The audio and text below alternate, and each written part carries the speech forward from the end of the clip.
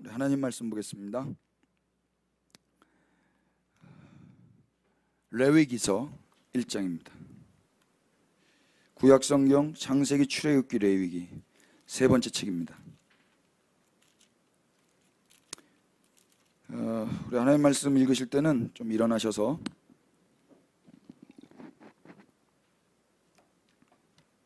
우리 1절부터 9절까지만 가정에서 20분이나 함께하고 계신데요, 가정에서 들으시는 분들도 일어나셔서 그렇게 좀 하나님 말씀 읽죠. 여호와께서, 준비되셨습니까? 시작. 여호와께서 회막에서 모세를 부르시고 그에게 말씀하여 이르시되 이스라엘 자손에게 말하여 이르라. 너희 중에 누구든지 여호와께 예물을 드리려거든 가축 중에서 소나 양으로 예물을 드릴지니 그 예물이 소의 번제이면 흠 없는 수컷으로 회막문에서 여호와 앞에 기쁘게 받으시도록 드릴지니라. 그는 번제물의 머리에 안수할지니 그를 위하여 기쁘게 받으심이 되어 그를 위하여 속죄가 될 것이라. 그는 여호와 앞에서 그 수 송아지를 잡을 것이요 아론의 자손 제사장들은 그 피를 가져다가 회막문 앞 제단 사방에 뿌릴 것이며 그는 또 그 번제물의 가죽을 벗기고 각을 뜰 것이요 제사장 아론의 자손들은 제단 위에 불을 붙이고 불 위에 나무를 벌려놓고 아론의 자손 제사장들은 그 뜬 갓과 머리에 기름을 제단 위에 불 위에 있는 나무에 버려놓을 것이며 그 내장과 정강이를 물로 씻을 것이요 제사장은 그 전부를 제단 위에서 불살라 번제를 드릴지니 이는 화제라 여호와께 향기로운 냄새니라. 아멘.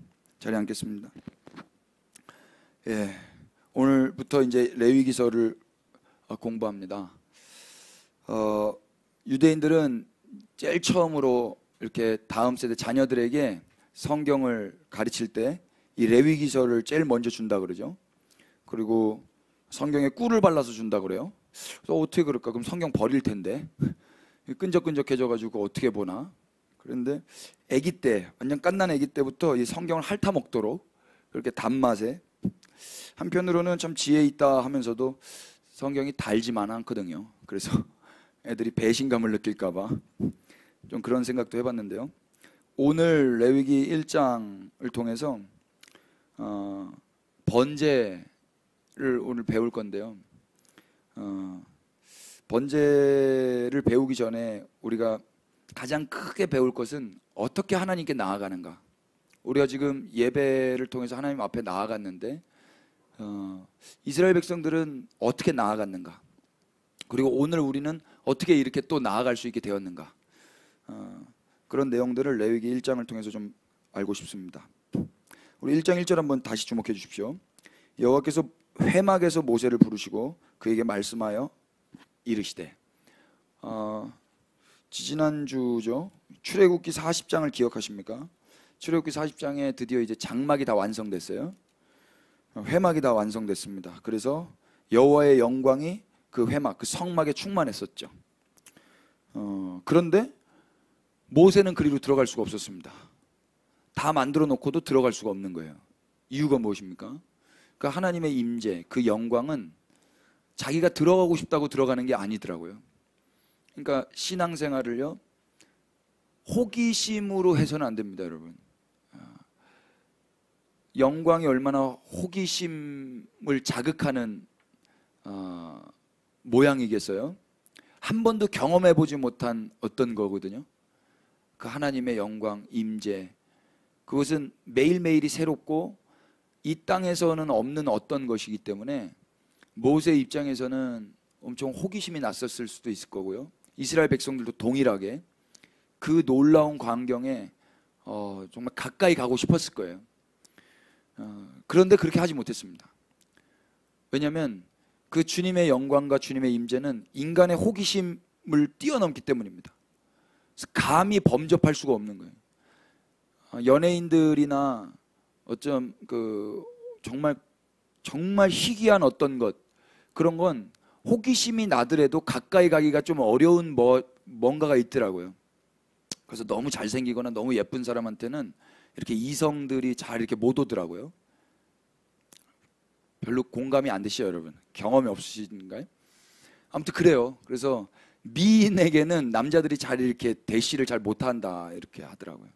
미남한테도 이렇게 대시를 잘 못한다는 못 들어봤는데 미인한테는 형제들이 못 가요. 그래가지고 미인들 중에서 노처녀들이 많다. 쓸데없었고요. 예. 아무튼 우리 주님 앞에 아무리 그 영광이 영광스럽고 그 임재가 어마어마한 그 호기심이 가득한 것이라 할지라도 모세는 못 들어갔어요. 그런데 모세가 들어간 이유가 있죠. 그게 무엇입니까? 레위기 1장에 그 답이 있어요. 어떻게 들어가게 되었습니까? 여호와께서 모세를 부르실 때 들어갈 수가 있는 거예요. 부르시다라고 번역한 히브리 말이 카라입니다. 그래서 제일 중요한 건요, 부르심이 먼저예요. 내 호기심이 먼저가 아니라, 내 원함이 먼저가 아니라 그분의 부르심이 먼저인 거죠. 우리가 예수님을 사랑하지 않고도 예수님 곁에 있을 수 있고 예수님께 가까이 나아갈 수 있어요.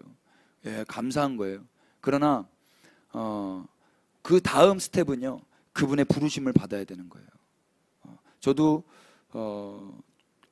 우리 꼬맹이 때, 우리 삼남매처럼 꼬맹이 때부터 예배당에 있었고 그 문화 속에서 자랐지만 그리고 칭찬도 받았고 거기서 기대주였어요. 유망주. 어른들이 저만 보면 막 축복해 주시고 막 기대해 주시고 막 그랬거든요. 저만 스스로 기대하지 못했었는데요. 아무튼 그게 중요한 게 아니더라고요. 권사님이 부르신 게 중요한 게 아니고 목사님이 부르신 게 중요한 게 아니고 주님이 부르셔야 됩니다. 주님이. 모세가요, 주님이 부르셔서 갔어요. 그래서 2절에 이 음성을 듣는 것입니다. 한번 2절 다 같이 한번 읽어주십시오. 우리 방송으로 함께 하신 분들은 댓글로 2절 한번 써주시면 감사하겠습니다. 타자를 지금 치십시오. 이스라엘, 시작. 이스라엘 자손에게 말하여 이르라. 너희 중에 누구든지 여호와께 예물을 드리려거든 가축 중에서 소나 양으로 예물을 드릴지니라. 아멘. 출애굽기에서 우리 주일날 그랬죠. 출애굽기 하이라이트가 뭐라고 그랬죠? 출애굽기 하이라이트는 출애굽이 아니었어요. 출애굽은 과정이고 하나님이 진짜 하시고 싶었던 것을 이루기 위한 반드시 필요한 과정일 뿐인 거죠. 그게 뭐예요? 하나님이 이스라엘과 함께 한 몸이 되기를 원하신, 그 처소 삼으시고 성소 삼으시고 싶은, 연합되고 싶으신 그거가 하이라이트예요. 그래서 그걸 하기 위해서는 이제 그 애굽의 종살이에서 주인이 바뀌어야 되거든요. 그래서 거기서 건져내신 다음에 언약을 체결하시고, 언약을 체결하신 다음에 이제 같이 사는 집을 만드신 거죠. 집을 만드신 다음에는 집에서 어떻게 그 하나님과 교제하면서 살아가야 될 건지를 레위기에서 말씀하시는 거예요. 그게 순서입니다. 그래서 2절 보시면 너희 중에 누구든지 여호와께 예물을 드리려거든, 예물을 드리려거든 이라는 말을 통해서 자원성과 자발성을 우리가 알 수가 있어요. 예물을 드리려거든, 안 드리려거든, 안 드리면 되는 거죠. 드리려거든 이렇게 드려라라는 거예요. 여러분, 기독교 신앙에서 가장 중요한 게 뭐냐면 자율성이고 자발성입니다. 그러니까 이것이 주님의 능력이에요. 주님은 강제하시지만 결국 그 강제와 명령도 그 명령과 강제에 의해서 하는 자들이 아니라 결국 자원하고 자발적으로 그분을 사랑해서 하게끔 그분이 하신 거예요. 이런 분은 우리 주님밖에 없어요. 그러니까 여기서 예물도 드리고 싶지 않으면 안 드려도 되는 거예요. 그런데 우리 주님이 만약 드리려거든 이렇게 드려라라고 아주 친절하게 가르쳐 주시는 거죠. 여기서 드리려거든 이라고 번역한 히브리 말이 중요한 단어인데요, 이게 카라브입니다. 카라브. 한번 따라해 보시고 댓글로 한번 카라브 써보십시오. 카라브. 이 카라브 뜻이 뭐냐면요, 가까이 하다, 접근하다예요. 그러니까 예물이 무엇인지, 예물을 드린다는 것이 무엇인지 우리가 좀 상상할 수가 있죠. 예물이라고 번역한 히브리 말이 쿠르반인데요. 코르반 들어보셨나요? 코르반? 고르반. 예, 그 쿠르반인데 이게 카라브에서 온 거예요. 카라브에서 코르반이 온 거예요. 쿠르반. 그래서 이 코르반 뜻은 뭐냐면 봉헌하다, 예물을 드리다, 이런 뜻인데요. 그러니까 예물을 드린다는 게 뭐냐, 하나님 앞에 가까이 접근하여 나아가는 것, 이것이 예물을 드리는 거예요. 여기서 우리가 한 가지 이제 생각하고 넘어가야 될 것이요, 우리가 주님 하나님 앞에 지금 가까이 나아올 수 있도록 하신 분이 계세요. 그게 누구시냐면 예수 그리스도세요. 그분이 아니었다면 우리는 하나님을 알지도 못했고 이스라엘의 하나님이 우리의 하나님이 되지도 않았어요. 아브라함에게 하신 그 언약이 우리에게도 동일하게 언약이 되지도 않았고, 아브라함에게 약속하신 그 상속, 유산이 우리에게도 유산이 되지 않았을 것입니다. 그런데 예수 그리스도로 인하여서 우리는 하나님 아버지께 가까이 접근할 수 있게 된 거죠. 말씀 한번 찾아보십시다. 히브리서. 여러분 뭐 6시 이후에는 바깥에 돌아다니지 못하도록 우리 한 2주 동안 그렇게 결정을 했으니까 가정에서 히브리서 저녁에 한번 읽어보시는 것도 아주 의미가 있을 것 같아요. 금방 읽습니다. 히브리서. 오늘 히브리서 7장 22절부터 제가 한번 읽을게요. 이와 같이 예수는 더 좋은 언약의 보증이 되셨느니라. 제사장 된 그들의 수요가 많은 것은 죽음으로 말미암아 항상 잊지 못함이로되 예수는 영원히 계심으로 그 제사장 직분도 갈리지 아니하시느니라. 그러므로 자기를 힘입어 하나님께 나아가는 자들을 온전히 구원하실 수 있으니 이는 그가 항상 살아계셔서 그들을 위하여 간구하심이라. 이러한 대제사장은 우리에게 합당하니 거룩하고 악이 없고 더러움이 없고 죄인에게서 떠나 계시고 하늘보다 높이 계시니라. 그는 저 대제사장들이 먼저 자기 죄를 위하고 다음에 백성의 죄를 위하여 날마다 제사 드리는 것과 같이 할 필요가 없으니 이는 그가 단번에 자기를 드려 이루셨음이니라. 율법은 약점을 가진 사람들을 제사장으로 세웠거니와 율법 후에 하신 맹세의 말씀은 영원히 온전하게 되신 아들을 세우셨느니라. 지금 우리가 하는 말의 요점은 이러하니 이러한 제사장이 우리에게 있다는 것이라. 그는 하늘에서 지극히 크신 이의 보좌 우편에 앉으셨으니 성소와 참 장막에서 섬기는 이시라. 이 장막은 주께서 세우신 것이요 사람이 세우신 것이 아니니라.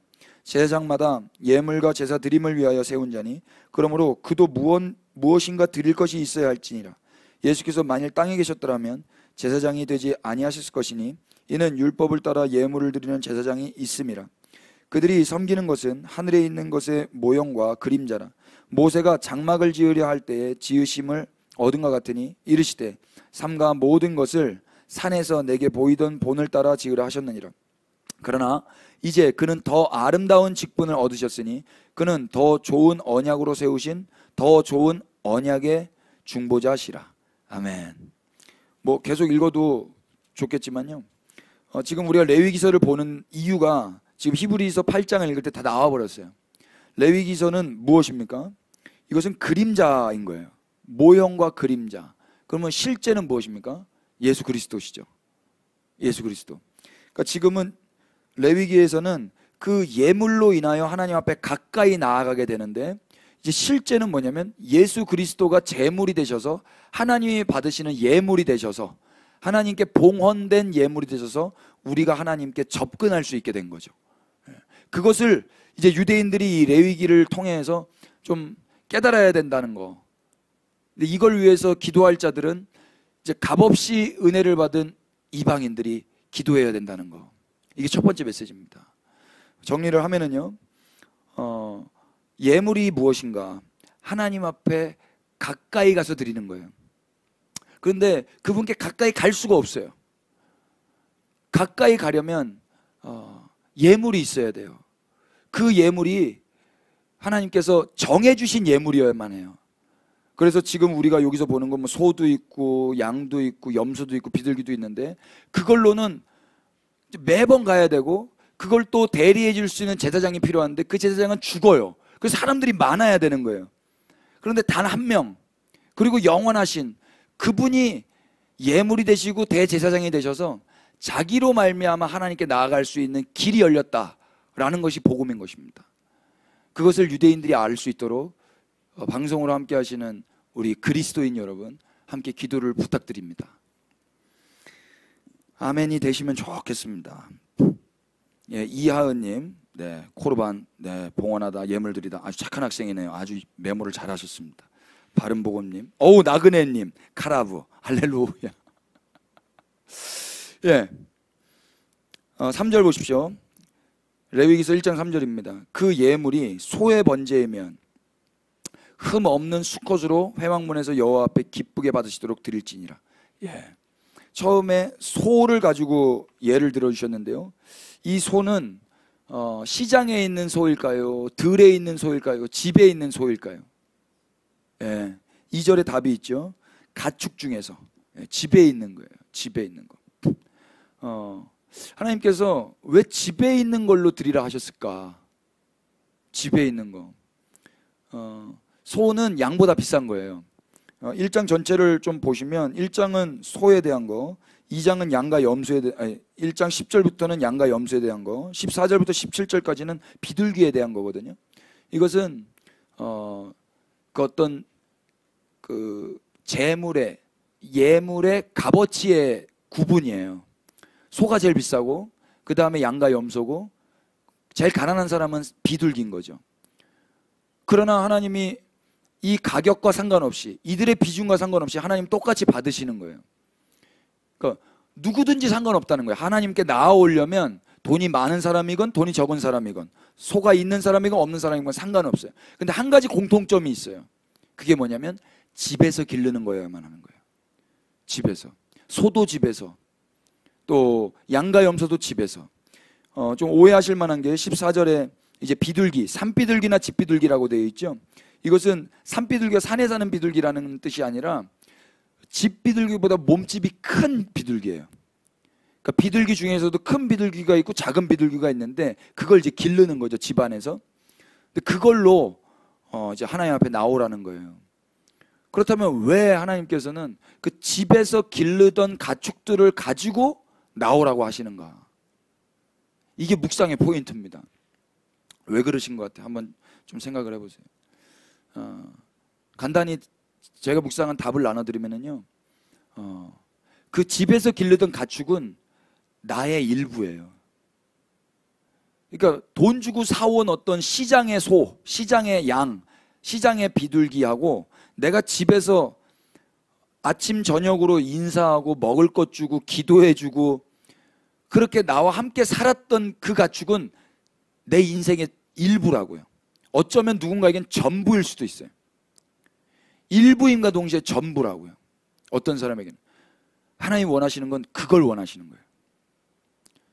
간편하고 편리하고 나와 관계되어지지 않고 스토리가 없는 그 어떤 것을 가지고 오는 게 아니라요, 나의 일부임과 동시에 전부인, 나의 전부임과 동시에 일부인, 나의 스토리가 담겨져 있는, 내 마음이 거기에 있는 그것을 가지고 오길 원해 하시는 거예요. 왜냐하면 하나님께 나아갈 때는 내가 나아가는 거기 때문에 그래요. 근데 내가 나아갔다간 죽으니까 나를 대신할 수 있는, 나의 스토리가 있는 누군가가 대신해서 나와야 되는 거거든요. 그래서 가축이어야만 하는 거예요. 근데 이 가축 중에서도 어떤 가축이어야만 합니까? 3절에 흠이 없어야 되는 거예요. 그래서 소 같은 경우는 끌고 갔겠지만, 우리 다음 세대들 나오셔서 말씀 들으세요. 소는 끌고 가야 됐겠지만 양과 염소 같은 경우는 어깨에 메고 가는 거예요. 이유가 무엇입니까? 흠이 없게 하려고. 만약 가다가 돌불이라도 걸려서 넘어져서 흠 생기면 어떻게 하는 거예요? 다시 집으로 또 돌아가야 돼요. 가다가 독사라도 나와가지고 깨물면 어떻게 되는 거예요? 다시 또 돌아가야 되는 거예요. 그래서 또 다른 일부를 가지고 또 가야 되는 거예요. 흠 없는 놈으로. 왜 이렇게 하시는 거예요? 이렇게 하시는 이유가 무엇입니까? 이따가 이유는 밝혀지는데요, 그렇게 흠 없는 것이 하나님이 기뻐하시는 거예요. 이 기뻐하다가요, 히브리 말로 연락하다, 라존이에요. 이게 연락이에요. 우리가 헌금 기도할 때 주님 연락하여 주옵소서, 우리 찬양할 때 연락하여 주옵소서, 기도할 때 연락하여 주옵소서 그러잖아요. 이 연락이 라존입니다. 이것이 기뻐하다, 기쁘게 여기다. 또 한 가지 뜻은 빚을 갚다 이런 뜻도 있어요. 빚을 갚을 때 기쁘죠. 그 정도의 기쁨인 거예요. 하나님께서 그 흠없는 것, 가축 중에서 예물로 가져오는 것, 그것을 기뻐하시는 거예요. 얼마만큼? 빚을 갚은 것만큼. 장소가 있어요. 어디서? 회막문에서. 그러니까 내가 드리고 싶은 그 자리에서 하는 게 아니라 주님이 정하신 그 자리에서 드리는 거예요. 그 자리가 회막문이었어요. 그리고 난 다음에 무엇을 합니까? 4절에 그는 번제물의 머리에 안수할지니. 예전에 몇 번 이야기했습니다. 이 안수하다라고 번역한 히브리 말이 사마크예요. 이 사마크는 이제 그냥 손만 얹은 게 아니에요. 이것은 기대다, 의지하다, 누르다 이런 뜻입니다. 사마크. 그러니까 내가 집에서 기르던 그 소 데리고 와서 거기에 손을 대고 기대고 누르는 거예요. 의지하는 거예요. 내 모든 체중을 실어서 누르는 거예요. 이거 왜 이렇게 하는 겁니까? 너와 내가 하나가 되는 행위예요. 전적으로 내가 너에게로 가는 행위예요. 그럼 질문 드릴게요. 여기서 그 안수를 통하여 이 안수하는 이 대상은 죄만 전가할까요? 자기 전체를 전가할까요? 죄만 전가해야 될까요? 자기 전체가 전가되어야 될까요? 1번, 2번. 방송으로 1번, 2번. 우리 예수님 생각하면 돼요. 우리는 십자가에서 죄가 죽었습니까? 우리가 죽었습니까? 우리가 죽어요. 우리가 죽는 거예요. 주와 함께. 우리가 죽는 거예요.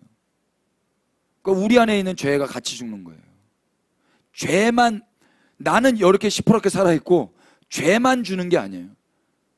나의 옛사람과 내 과거도 다 거기에 전가되는 거예요. 나라는 사람이 전부가 전달되는 거라고요. 그래서 가축이 필요했던 거예요.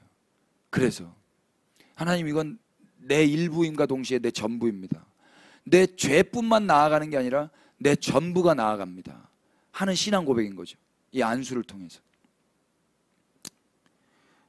로마서 8장을 한번 넘겨보실래요? 로마서 5장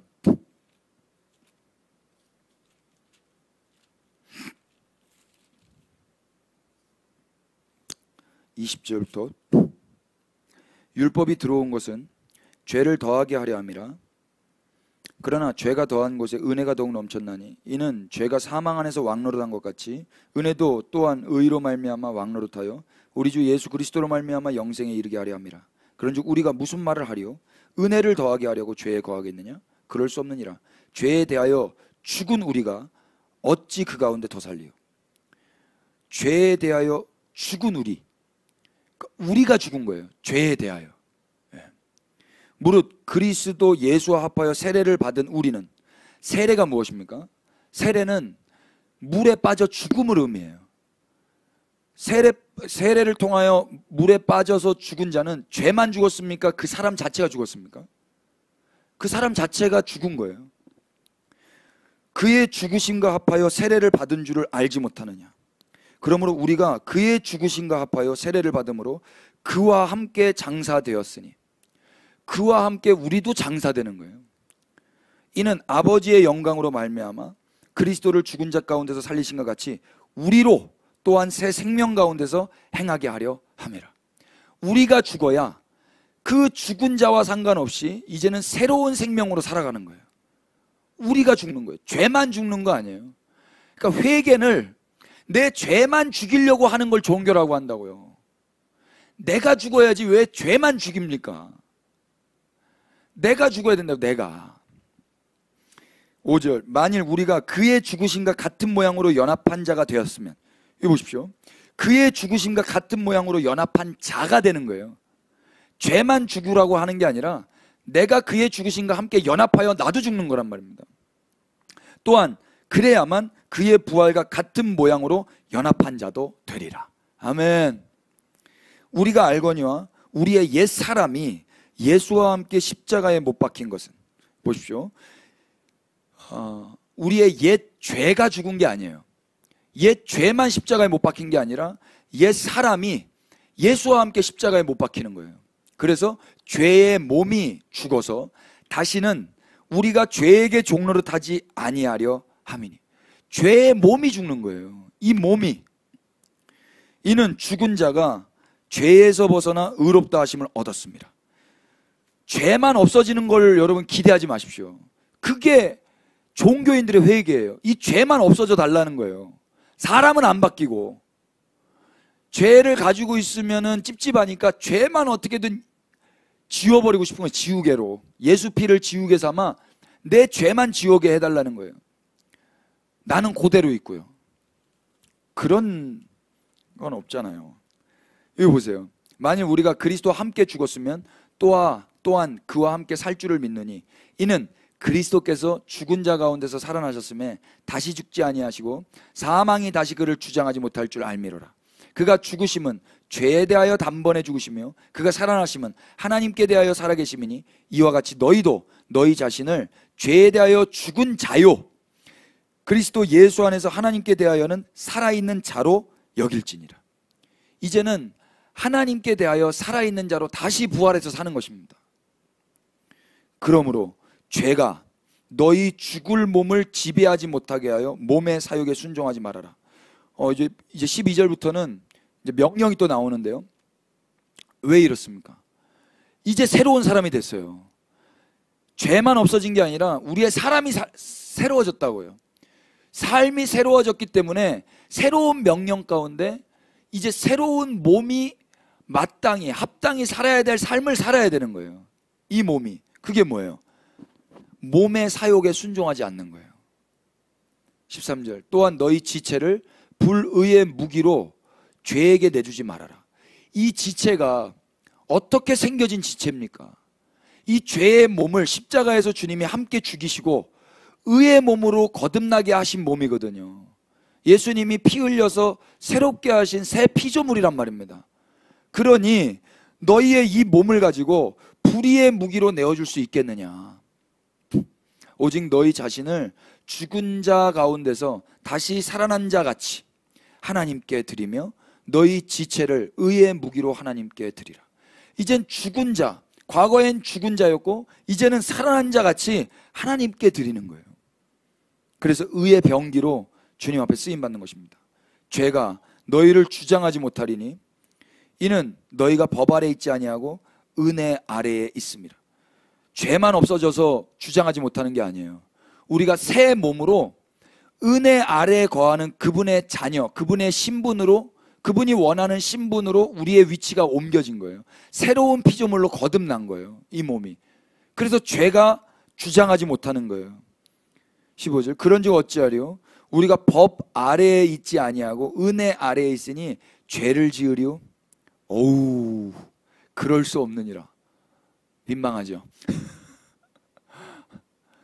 이 몸이 어떤 몸인지를 알면 우리는 죄를 지을 수 없을 거예요. 너희 자신을 종으로 내주어 누구에게 순종하든지 그 순종함을 받은 자의 종이 되는 줄을 너희가 알지 못하느냐? 몸을 내어주면 그게 종이 된다는 거예요. 혹은 죄의 종으로 사망에 이르고 혹은 순종의 종으로 의에 이르느니라 하나님께 감사하리로다. 너희가 본래 죄의 종이더니, 이게 무슨 말입니까? 죄의 종이라는 말이 우리의 몸 자체가 죄의 지배 아래 있었다는 거죠. 근데 지금은 이 몸이 누구한테 내어준 거예요? 우리를 구원하신 그분께. 그래서 그분의 종이 된 거죠. 너희에게 전하여 준 바 교훈의 본을 마음으로 순종하여 죄로부터 해방되어 의에게 종이 되었느니라.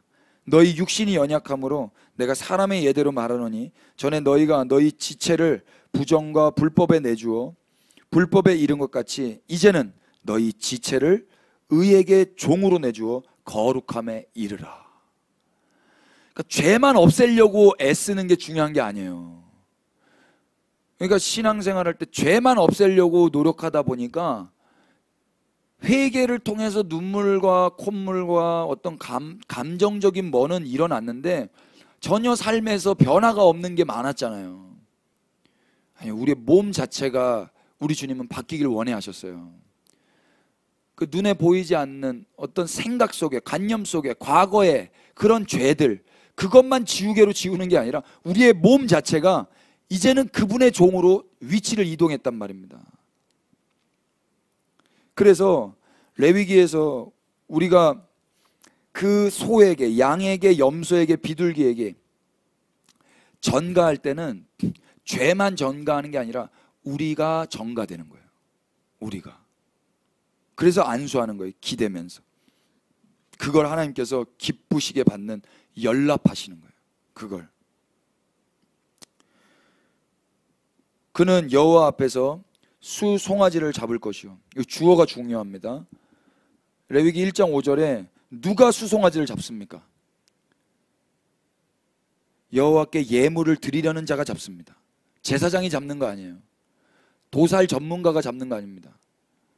여러분, 일반인이 소 잡을 수 있을 것 같으세요? 바퀴벌레도 못 잡아요. 잡나요? 바퀴벌레 무서워서 못 잡아요. 저는 그냥 그땐 관용을 관대해지고 내버려둬요. 그냥 빨리 도망가라고. 무서워가지고. 소 어떻게 잡아요? 소 얼마나 큰데요? 소 눈 얼마나 착하게 생겼는데 소를 어떻게 잡습니까? 도끼로 소 잡는 사람들, 이게 여기 뭐죠? 이게 여기 미간, 여기가 그 급소라고 그래요. 여기나 목이나 숨통을 끊어야 돼요. 만약에 숨통이 안 끊어지면 어떻게 돼요? 소가 팔딱팔딱 뛰어요. 근데 이거 안 도와줘요. 이 사람이 해야 되는 거예요. 이 사람이. 근데 이 소 어떤 소라고요? 우리 집에서 기르던 소. 그 심정 여러분 이거 쉽지 않을 거예요. 여러분, 예수님 누가 죽였어요? 내가 죽인 거예요. 나와 함께 하신 예수님을요. 그러니까 우리가 뭐 내가 용서받아야지 그런 마음으로 주님의 보혈을 찾는다는 거를 좀 우리가 진지하게 한번 생각해 보자고요. 이스라엘 백성들이 하나님 앞에 더 가까이 나아가는 그것이 되려면 자기의 죄가 씻겨져야 되거든요. 그분 앞에 나아가려면, 더 가까이 접근하려면 내 죄가 씻겨져야 되는데, 그러기 위해서 하나님이 제시한 방법이 뭐냐면 예물을 가져오라는 거예요. 그 예물은 반드시 가축이어야만 했던 거예요. 가축. 비싸고 싸고 상관없어요. 반드시 가축이어야 돼요. 그리고 그 가축은 내가 잡아야 되는 거예요. 내가. 이거를 매년 하는데 죄 짓고 싶겠습니까?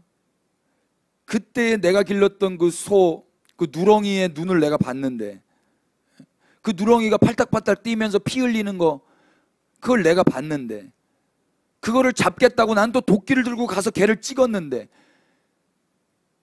이래야만 하나님 앞에 나아갈 수 있는 거예요.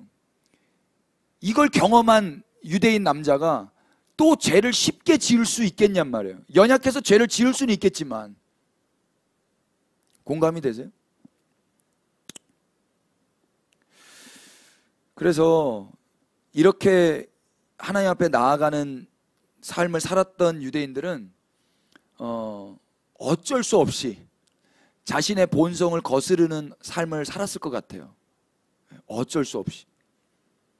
그냥 나와 상관없는, 관계되지 않았던 시장에 있는 소였다면은 그냥 뭐 돈 주고 사오면 되는 거니까 뭐 하면 되죠. 쉽게. 근데 그게 아니에요. 우리 집에서 나랑 같이 먹고 살았던 1년 넘게 같이 있었던 그 소, 그리고 집에서도 가장 애지중지 길러서 흠이 없는 가장 A급 그 가축을 잡아 죽였어야 됐다는 거예요. 하나님 앞에 나아가려면. 그래서 그렇게 잡아 죽인 소에서 피가 나오겠죠. 그러면 그 피를 한 데다 모아가지고 이제 비로소 아론의 자손 그 제사장들이 회막문 앞에서 사방에 뿌리는 겁니다. 피는 제사장이 뿌리는 거예요. 피를 내게 하는 건 누가 하는 거고요? 내가 하는 거고. 6절 보십시오. 그는 또 그 번제물의 가죽을 벗기고 각을 뜰 것이오. 가죽 누가 벗겨요? 가죽을 벗기려면 목에서부터 잘라야 된다고 그래요. 이 손목에서부터 딱 잘라서 쫙 잡고 해야 되는데 가죽 쉽게 안 벗겨져요, 여러분.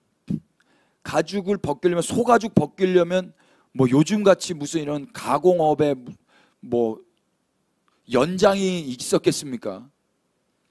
그러니까 어금니 깎게 물고 온 힘을 다해서 가죽을 박박 벗겨야 되는 거예요. 여러분, 우리가 예수 그리스도로 옷 입었다 그러거든요. 예수 그리스도로 옷 입었다는 건 그분의 가죽을 입었다라는 이야기예요. 그 가죽 누가 벗긴 거예요? 우리가 벗긴 거예요. 상상을 해보자고요. 각을 뜬답니다. 각.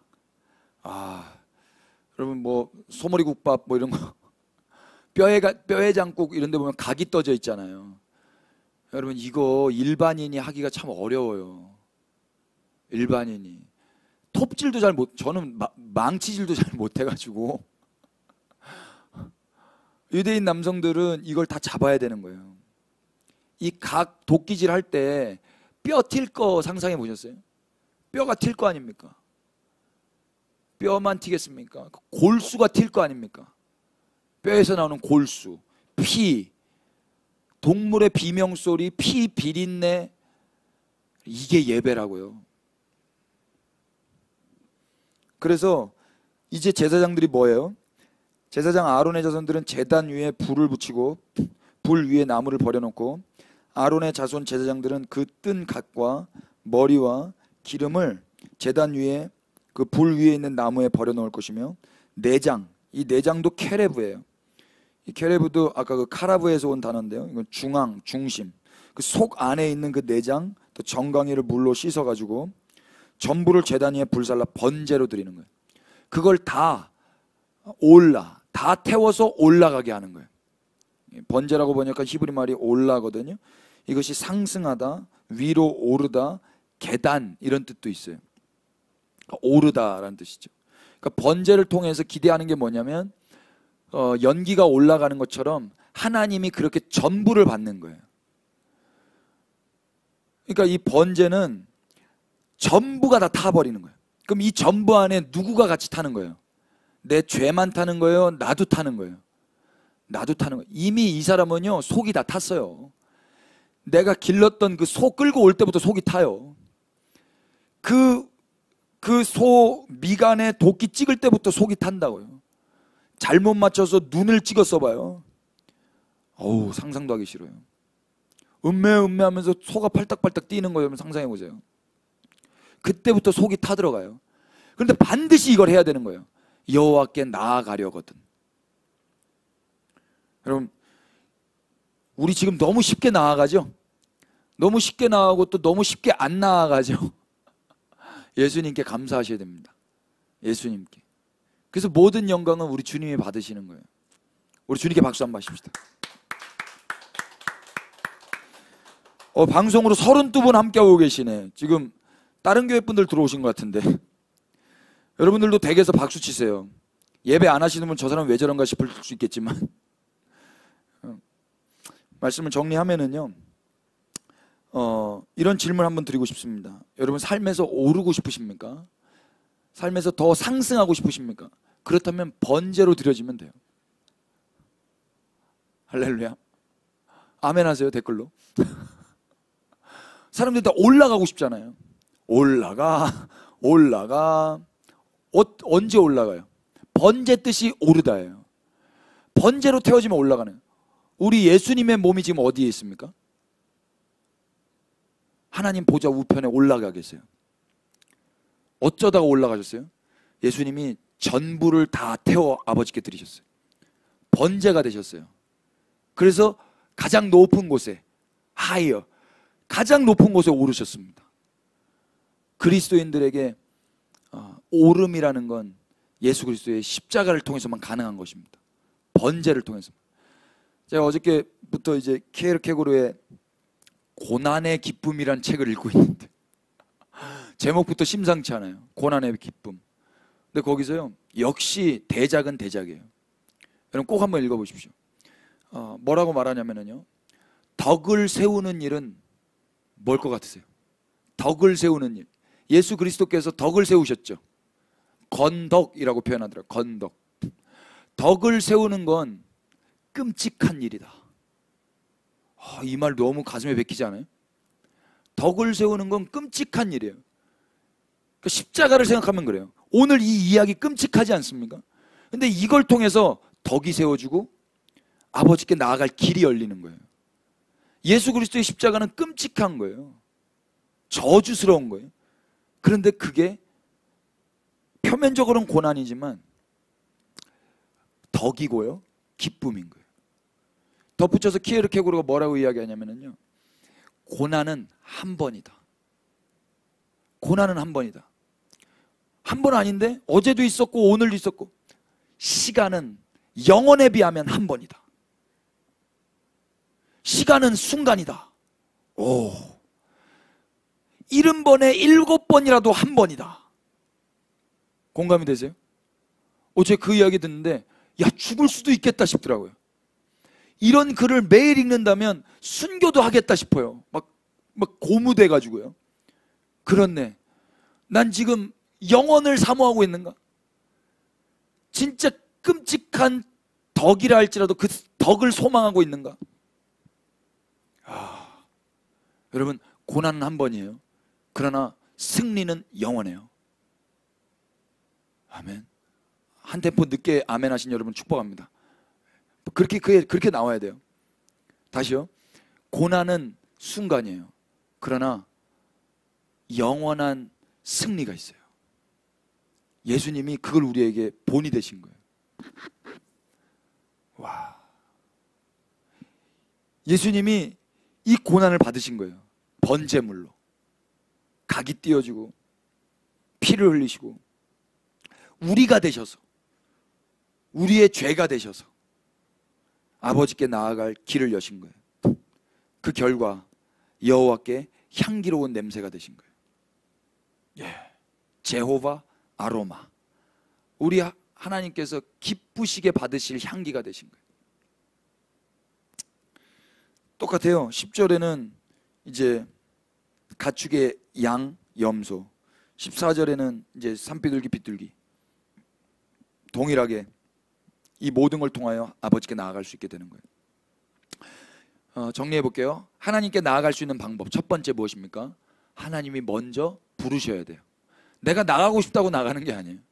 먼저 부르셔야 돼요. 두 번째, 가축 중에서 찾아야 돼요. 시장에서 찾는 거 아니에요. 산에 가서 해오는 거 아니에요. 내 생각에 하나님 저 소가 더 좋아 보입니다, 아니에요. 내 생각에 저 시장의 소가 더 마음에 듭니다, 아니에요. 내 방법이 아닌 거죠. 하나님이 지정하신 건 뭐예요? 너를 원한다. 너와의 스토리가 있는 너, 그 가축 너잖아. 너랑 같이 살면 너예요. 제가 어저께 어떤 분, 두 분이 오셨는데 그 가족 안에 짐승이 있어요. 축복 기도하는데 짐승도 제가 축복했잖아요. 근데 이분이 기도를 받다가 빵 터지셔가지고 예, 그 짐승도 나예요, 나. 여러분, 저희 집은 짐승은 없지만 사람이 있거든요. 그 사람은 저예요. 짐승 2마리 있으시죠? 그 짐승도 우리라니까. 우리 가족이에요. 우리 가족. 그러니까 우리 가족 안에서의 그 식습관과 그 향기와 그 모든 게 다 공유가 되잖아요. 하나님 그 가축 데려오라는 거예요. 그 말은 뭐예요? 네가 와, 이 말이에요. 웅이가 만약에 제물로 이렇게 가고 죄를 또 짓기가 쉽지가 않겠죠. 예. 가축 중에서 하는 거예요. 내 일부, 내 사랑, 내 자신이 드려지는 거예요. 흠 있는 거, 흠 없는 거. 흠 없는 거. 내 마음 같아선 그냥 흠 없는 거 드리면 좋잖아요.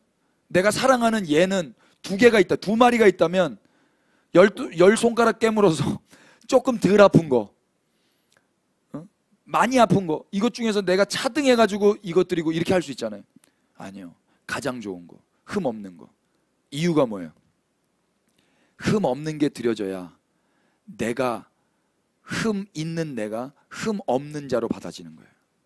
그래서 우리 주님은 흠 없는 거를 고집하신 거예요. 흠 없는 거. 우리를 흠 없게 하시려고요. 하나님께 나아가는 방법, 그래서 세 번째는 흠 없는 것으로 가는 거고요. 네 번째는요, 어디서 해요? 내가 하고 싶은 데에서, 아니면 회막문에서. 회막문에서. 하나님께 나아가는 방법 다섯 번째는요, 주님이 기쁘시게 받으시도록 하는 거예요. 연락하시도록, 연락하실 만한 것으로. 그러니까 내가 예배 드리는 게 중요한 게 아니고 주님이 기쁘시게 받으시는 게 더 중요한 거죠. 난 예배 드렸으니까, 이건 잘못된 거예요. 예배 드렸으니까로 퉁치시면 안 되는 거예요. 주님이 기쁘시게 받으셨으니까로 만족하셔야 되는 거예요. 예배를 드렸으니까로 만족하면 잘못된 거예요. 그 다음 하나님께 나아가는 방법 무엇입니까? 안수해야 되는 거예요. 안수는 뭐였어요? 나의 전부가 전가되는 거예요. 하나님께 나아가는 방법 일곱 번째는요, 죽어야 되는 거예요. 전부가 다 죽어야 되는 거예요. 안수가 되어 죄뿐만 아니라 내가 죽어서, 그리고 번제로 다 태워져 올라가야 되는 거예요. 번제로. 신약성경 한 번만 보고 마치죠. 그런데 이렇게 하지 않은 사람이 있어요. 그 유명한 아나니아와 삽비라입니다. 사도행전 5장입니다.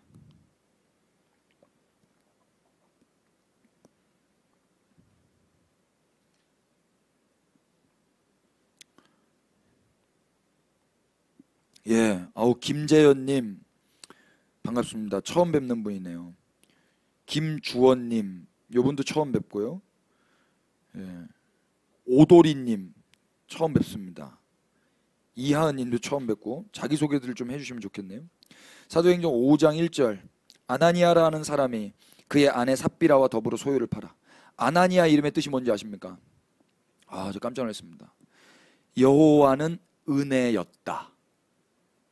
이 아나니아 이름이에요. 과거형이에요. 은혜였다. 아나니아. 삽비라는요, 사파이어가 삽비라에서 온 거래요.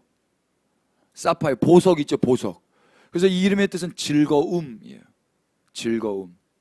이 자매님은 뭐가 즐거웠을까? 아나니아가 생각했던 여호와의 은혜는 무엇이었을까? 이 두 사람이 함께 소유를 팔았어요. 그런데 그 값을 얼마를 감췄습니다. 이 얼마를이 중요한 거예요. 안 팔아도 됐었어요. 안 팔아도. 아까 드리려거든, 안 드려도 됐다고요. 근데 그 아내도 알더라. 얼마만 가져다가 사도들의 발 앞에 두었다. 근데 베드로가 이르되, 아나니아야, 어찌하여 사탄이 네 마음에 가득하여 네가 성령을 속여 땅값 얼마를 감추었느냐. 문제는 무엇입니까? 문제는 그 앞구절 때문에 지금 이게 문제가 되는 거예요. 사실 땅 팔아서 얼마 갖다 드린 것만으로 기특한 일이잖아요. 그런데 이 대목만 보면 이게 그렇게 잘못한 일인가? 사탄이 나올 정도로. 지금 사도행전에 사탄이란 단어가 여기서 처음 나와요. 사탄이란 단어가요. 이게 그렇게 사탄이 나올 만한 일이냔 말이에요. 4장 32절 보세요. 믿는 무리가 한 마음과 한 뜻이 되어 모든 물건을 서로 통용하고 자기 재물을 조금이라도 자기 것이라 하는 이가 하나도 없더라. 성령님이 임하시고 이 무리가 한 마음 한 뜻이 되었어요. 한 몸이 됐단 말입니다. 한 몸이 됐기 때문에 내 거라고 주장하지 않는 공동체가 된 거예요. 예수 그리스도와 한 몸이 되었다면 내 거라고 주장할 수가 없죠. 고린도후서 5장 15절의 말씀처럼 이제 그가 십자가에서 죽으시고 부활하신 이유는 다시는 그들 자신을 위하여 살지 않기 위하게 하기 위해서 그러셨다 하잖아요. 그러니까 이 공동체는 한 마음, 한 뜻, 한 영, 한 몸의 공동체가 되었는데 아나니아와 삽비라도 그렇게 한 공동체로 살고는 싶은데 대가는 지불하기 쉽지 않은 거예요. 이게 문제인 거예요. 이게 사탄의 마음인 거예요. 한 마음, 한 뜻, 한 몸 공동체는 원하면서 사실 나는 딴 마음, 딴 뜻, 딴 몸으로 살고 싶은 거죠. 그러니까 내 호주머니를 챙기는 거예요. 그거를 사탄이라고 하는 거예요. 공동체로서의 혜택, 심리적일 수도 있고요, 영적일 수도 있어요. 이 공동체로서의 혜택은 받고 싶고 혜택은 누리고 싶은데 희생은 원하지 않아요. 대가는 원하지 않아요. 사랑하지 않는 거죠. 그래서 이 두 사람 다 죽어요. 우리가 주님 앞에 나아갈 때 주님으로 인하여서 우리가 한 마음 한 뜻 한 몸이 되었습니다. 그렇다면 그 혜택을 우리가 누리고 있다면 이제 우리가 주님 앞에 나아갈 때는 혜택만을 누리는 그런 삶을 살아서는 완전 잘못될 것입니다. 이제는 혜택이 아니라 그분을 사랑하고 그분으로 말미암아 한 몸 공동체 된 그 한 사람 한 사람을 섬기면서 살아야 마땅할 것입니다. 여러분, 그래도 너무 염려 마세요. 이게 제일 심각한 사람이 목사들입니다, 여러분. 그러니까 여러분들 잘하고 계세요. 제일 타락한 자가 목사고요. 여러분들 다 훌륭하시고 순수하시더라고요. 제가 보니까 정말로 그래요. 목사들이 제일 하나님을 경외하지 않아요. 그래서 정말 여러분들 이런 말씀을 딱 들으면 여러분들은 막 이제 두려워서라도 그렇지, 다시 무릎을 치고 주님 앞에 나아가기라도 하시잖아요. 목사는 꿈쩍 안 해요. 주 뜻대로 순종이 제사보다 낫습니다. 이런 노래는 목사들이 불러야 될 노래라고 하는데도 목사님들이 안 불러. 성도님들만 가슴을 찢고. 말씀 정리하도록 하겠습니다. 코로나 4단계인데요. 여러분, 오늘 하나님 이 말씀을 주시는 것에 대해서 우리가 각자 자리에 있는 자리에서 주님 앞에 그 예수님을 의지하여서 나아가실 수 있게 되기를 축복해요. 그래서 고난은 한 번이라는 거 명심하십시다. 그러나 영원한 승리가 있다는 거 기억하십시다. 주님께, 하나님께 나아갈 수 있는 길을 여신 예수님을 묵상하시고 다른 데에 마음 뺏기지 마시고 시간 뺏기지 마시고 여러분 계신 자리에서 성경을 열어서 그렇게 주님을 더욱 묵상하세요. 그래서 구체적인 적용점을 제가 하나 오늘 드리고 싶은 게, 권면하고 싶은 게 히브리서를 1장부터 13장까지 오늘 저녁에 다 읽으십시오. 1시간도 안 걸립니다, 여러분. 1시간도. 내일까지 한번 다 읽어보세요. 우리 좀 그렇게 좀 이번 코로나 4단계 가운데 그렇게 좀 우리의 삶을 주님 앞에 드리십시다. 코로나 4단계는요, 방역은 예배를 절제하는 게 아니라 우리의 삶을 절제해야 되는 거예요. 우리의 삶을 절제하지 않고 예배를 절제한다는 건 잘못된 겁니다, 여러분. 내 삶을 함께 절제해 나가야죠. 내 삶을, 내가 하고 싶은 거를 또 내려놓고 감사함으로 받자고요. 감사함으로 받으면 버릴 게 없다고 그랬어요. 감사함으로 삶을 절제하면서 이 4단계 가운데 주님을 더욱 기억하고 묵상하시면서 주님 앞에 더욱 가까이 나아가시는 저와 여러분 됐으면 좋겠습니다. 축복합니다. 우리 기도하고 나아가십시다.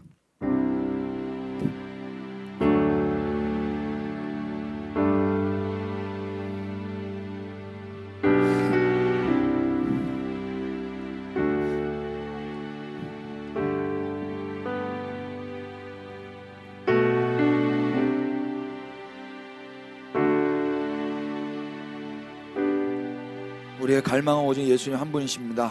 여러분 계신 자리에서 우리 주님께 이 고백 올려드리십시다. 나의 갈망, 나의 갈망, 오직 예수, 내 영혼의 깊은 외침, 주께 향하네.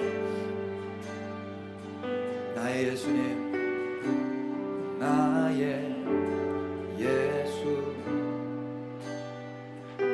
내 모든 것, 내 모든 것, 내 삶의 주관자 되십니다. 내 삶의 주관자 예수께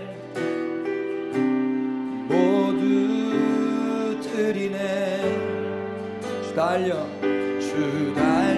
죽은 십자가에 보혈이 내 죄는 갇히게 했네. 주 달려 죽은 십자가에 보혈이 내 죄는 갇히게 했네.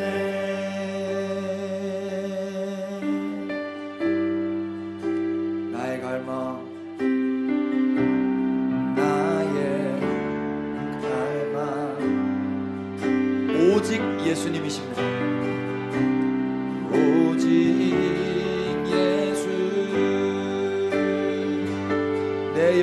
깊은 내 영혼의 깊은 외침 주께 향하네. 나의 예수님, 나의 예수, 내 모든 것입니다. 내 모든 것, 내 삶의 주관자 되십니다. 내 삶의 주관자 예수께 모두 드리네.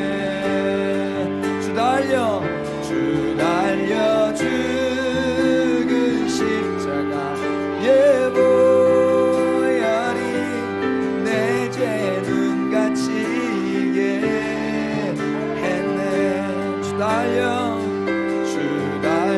죽은 십자가 예 보혈이 내 죄 눈 갇히게 했네. 주 달려 죽은 십자가 예 보혈이 내 죄 눈 갇히게 했네. 주 달려 죽은 십자가 예 보혈이 내 죄 눈 갇히게.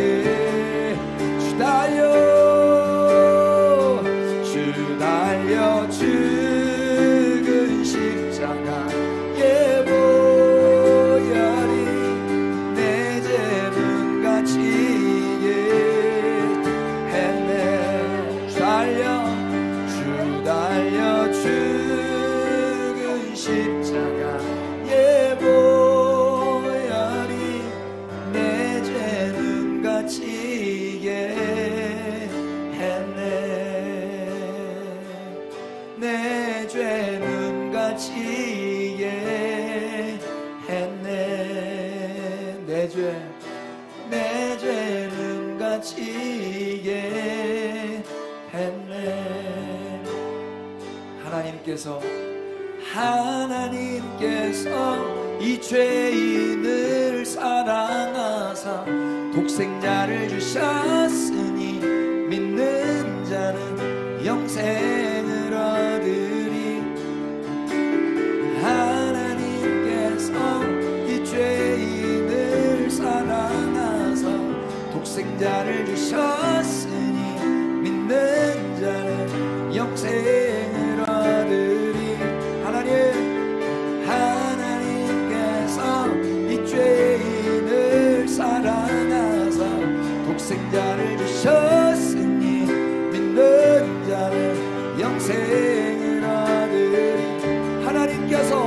하나님께서 이 죄인을 사랑하사 독생자를 주셨으니 믿는 자는 영생을 얻으리. 영원히 감사드리리. 주님의 그 은혜 날 찾아주신 그 사랑, 오 주님 내 전부 사랑해요 경배해요. 나 주 위에 살리 영원토록 신실한 신주 사랑을 전하리. 하나님께서 이 죄인을 사랑하사 독생자를 주셨으니 믿는 자는 영생을 얻으리. 하나님께서 이 죄인을 사랑하사 독생자를 주셨으니 믿는 자는 영생을 얻으리. 하나님께서 이 죄인을 사랑하사 독생자를 주셨으니 믿는 자. 이 시간에 그 예수님을 기억하시면서 우리 한 목소리 주님 한번 부르시고 우리 계신 자리에서 우리 감사하시며 주님 앞에 나아가십시다. 주님 한번 부르고 기도합니다.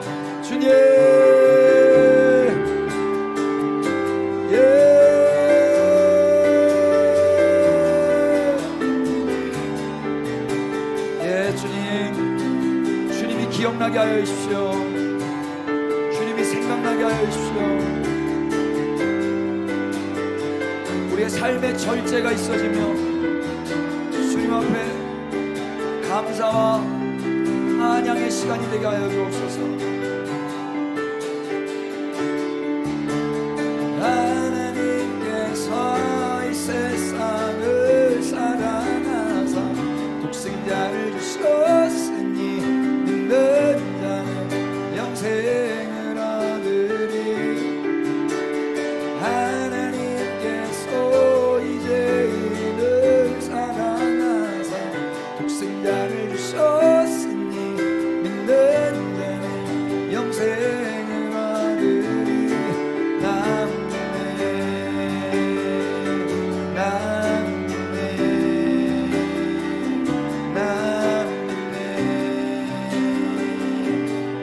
다시 사신 독생자 나 믿네.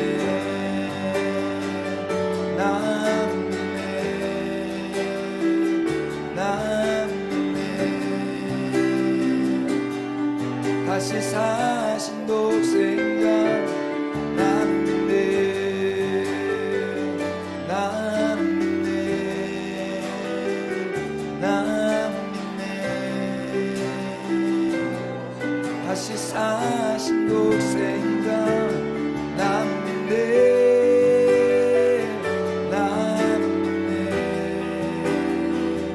나 믿네. 다시 사신 독생자 예수님.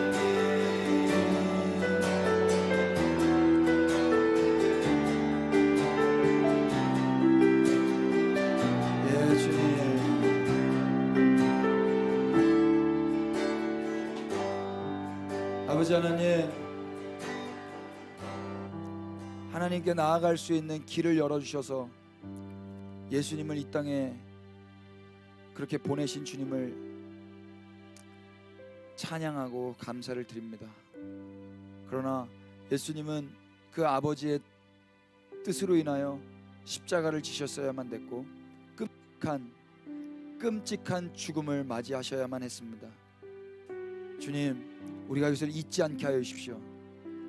예수 그리스도의 혜택, 그 은혜의 혜택은 누리고 싶으면서 그 은혜로 인하여 한 몸 된 자로서는 살고 싶지 않은 그 아나니아와 삽비라와 같은 그런 마음이 우리 안에 너무나 많습니다.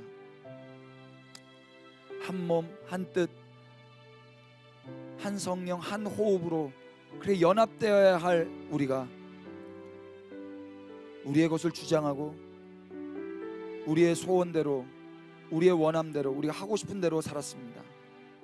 주 예수님, 우리를 불쌍히 여기시고 이제라도 그 옛사람이 주와 함께 죽고 새 사람으로 의의 병기로 살기를 원하오니 오늘 밤에라도 각 심령들 우리에게 찾아와 주셔서 역사하여 주시옵소서. 이 코로나가 창궐한 이 시대 가운데 더욱 우리의 삶을 절제하며 주님 앞에 머물러 성경을 열어 주님을 뵙게 하여 주옵소서. 6시 이후에 이제는 다른 데서 방황하는 것이 아니라 이제는 온 가족이 한자리에 모여 그곳에서 주님의 말씀을 열어놓고 주님의 성소로, 주님의 처소로 가족을 사랑하며 하나님을 사랑하며 예배하게 하옵소서. 예 주님, 그래서 그곳이 주의 장막이 되게 하시고 그곳에 주님의 임재를 경험하게 하여 주시옵소서. 오 주님, 그렇게 하실 주님을 기대합니다. 특별히 우리 자영업 하시고 이 사단계로 인하여 힘들어하시는 생업에 종사하시는 분들 가운데 주님 친히 찾아가 주셔서 위로하여 주시고 살아갈 힘이 되어 주시옵소서. 위생자들에게 지혜를 주셔서 이 위기를 잘 극복할 수 있게 하여 주시고 이것을 통하여 자신의 이익을 찾지 않게 하시고 나라와 국민들을 섬길 수 있도록 주님의 마음을 허락하여 주시옵소서. 주님을 경외하게 하여 주시고 온 국민이 그래서 이 시간들을 통하여 하나님 앞에 겸손함을 배우게 하여 주옵소서. 예배가 절제되지 않게 하여 주시고 예배는 그 어느 때보다도 더 주님을 향한 사랑으로 풍성해지게 하여 주시고 주님께 더욱 친밀하게 예수님을 통하여 나아가는 것들이 훈련되게 하여 주시고 내 삶은 더욱 절제하게 하여 주시옵소서. 그렇게 하실 주님을 기대합니다. 주님 선하게 역사하여 주시옵소서. 오늘 현장에서 또 각 가정에서 예배드린 우리 권속들을 축복하오니 주님 은혜를 허락하여 주옵소서.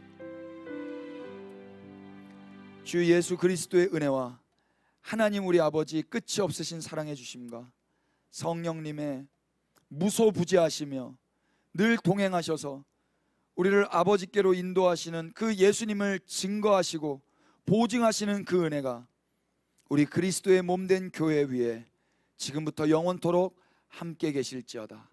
아멘. 예, 주님 기름 부어주십시오.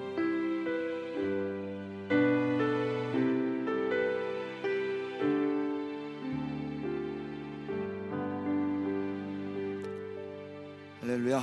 우리 주님께 박수로 경배하십시다. 우리 옆에 분들 축복하겠습니다. 하나님 당신을 사랑하십니다.